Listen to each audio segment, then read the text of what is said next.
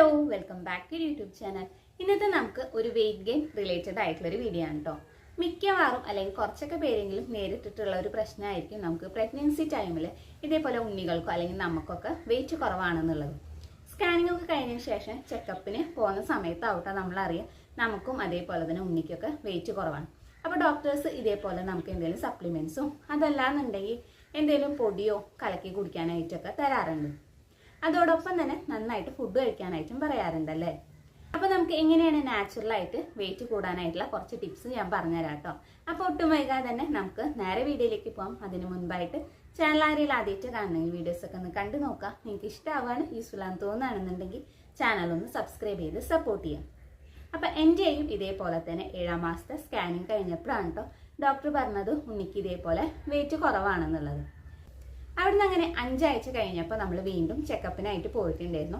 ആ ഒരു സമയത്തായിട്ട് എൻ്റെ വെയിറ്റ് എന്ന് പറയുന്നത് 2 കിലോയിലും കൂടുതലായിട്ട് കൂടിയിട്ടുണ്ടായിരുന്നു. അപ്പം അതെങ്ങനെയാണ് ഞാൻ കൂട്ടിയെടുത്തതെന്നുള്ളത് നിങ്ങൾക്ക് പറഞ്ഞുതരാം കേട്ടോ.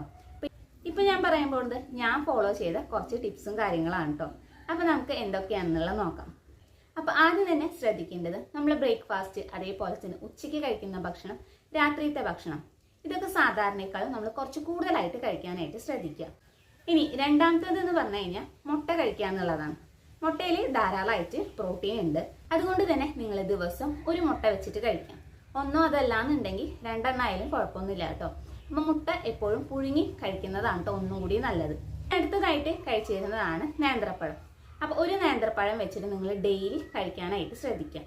ഇനി നിങ്ങൾക്ക് അങ്ങനെ കഴിക്കുന്നത് ബുദ്ധിമുട്ടാണെങ്കിൽ നമുക്കൊന്നെങ്കിൽ പുഴുങ്ങിയിട്ട് കഴിക്കാം. അതല്ലാന്നുണ്ടെങ്കിൽ നമുക്ക് നെയ്യ് അതേപോലെ ശർക്കര തേങ്ങ ഇതൊക്കെ ഇട്ടൊന്ന് വാട്ടിയിട്ട് അങ്ങനെയും കഴിക്കുന്നതും നല്ല ടേസ്റ്റാണ് കേട്ടോ.